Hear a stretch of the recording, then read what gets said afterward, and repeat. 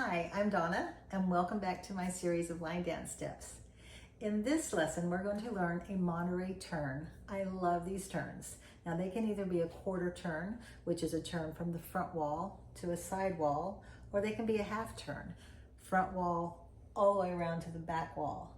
Now you're probably going to have your boots on for this because it's much easier to spin around on the floor with your boots on. I'll show it to you first, and then I'll turn around so we can do it together. Let's dance. So this is what a Monterey turn looks like. And you can do it quarter or half. So let's break that down. All right, so we're going to start with a point when we're going to turn this way around. So you point your foot, you turn to the quarter wall, and point your left foot out.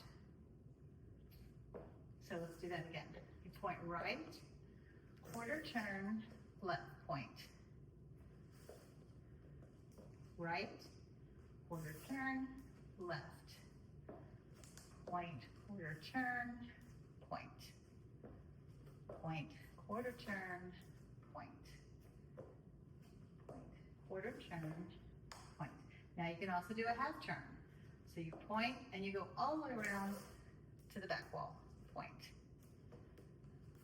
Point, half turn, point. One more time, point, half turn, point, and